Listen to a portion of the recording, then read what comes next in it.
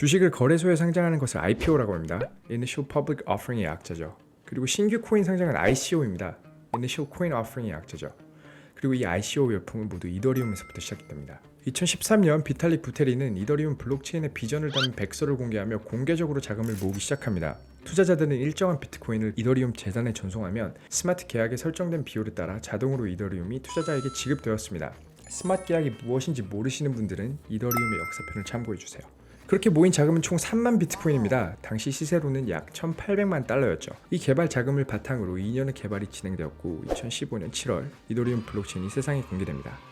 이후 이더리움에서 표준 규격인 ERC20이 등장하며 ICO 붐을 촉발하게 됩니다. ERC20을 준수하는 토큰은 이더리움 블록체인상에서 운용이 가능해져서 이더리움을 기반으로 하는 애플리케이션 간에 쉽게 교환 그리고 전송이 될 수 있습니다. 이게 뭐냐 하시는 분들은 지금 일하시는 회사와 작성하는 표준 채용 계약서를 생각하시면 이해가 되실 거라고 생각합니다. 이 규격의 존재 덕분에 개발자가 아니더라도 비교적 쉽게 ERC20 스마트 계약을 지원하는 암호화폐를 만들 수 있었고, 새로운 블록체인을 만들고 싶어 했던 많은 개발자들이 이더로 개발 자금을 모으고 ERC20 규격의 임시 토큰을 사람들에게 배포하게 됩니다. 그 후 프로젝트가 완성되면 자체 암호화폐를 발행해서 ERC20 임시 토큰과 교환해 주었죠. 2017년부터 2018년까지 ICO 전성기가 시작됩니다. 2017년 동안 모금에 성공한 프로젝트는 총 300건이 넘어갔으며 총 조달 자금 규모가 7조 8천억 원에 달하게 됩니다. ICO를 통해 모금된 자금은 프로젝트 개발, 마케팅 등에 사용되며 일부 프로젝트는 이러한 자금을 통해 빠르게 성장하며 대형 가상화폐 거래소에 상장되기도 했습니다. 하지만 일부 프로젝트들은 미흡한 개발, 마케팅, 부정확한 정보 등으로 실패하거나 사기꾼들의 프로젝트로 밝혀지는 등 문제가 발생하기도 했죠.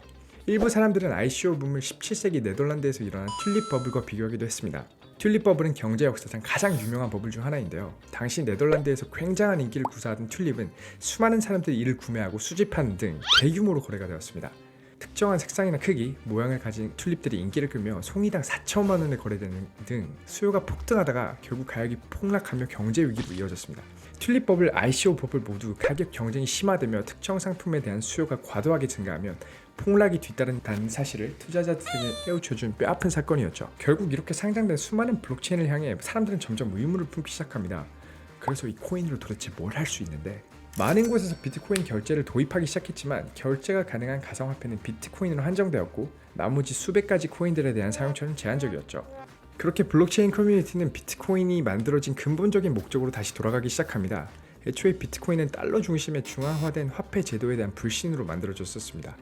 Centralized Finance에서 Decentralized Finance로 가자는 거죠. 사용자들이 직접 관리하는 통화 시스템, 전 세계 국경의 제약 없이 은행이 쉬는 날에도 송금할 수 있는 사람들을 위한 화폐를 만들고 싶었던 것입니다. 바로 이 시점에서 DeFi의 역사가 시작됩니다. 은행에 의존하지 않아도 되는 블록체인 위에서 구현되는 금융시장이 태어난 것이죠. 하지만 여기서 또 하나의 문제에 직면하게 됩니다. 기존의 블록체인 거래와 전송은 상당 부분 바이낸스, 업비트와 같은 중앙화된 거래소에 의존하고 있었죠. 하지만 이것은 진정한 의미의 디파이와는 거리가 멀었습니다. 아무래도 누가 중간에 껴있기 때문이죠. 그리고 2018년 11월에 이 문제를 해결할 새로운 프로토콜이 등장합니다.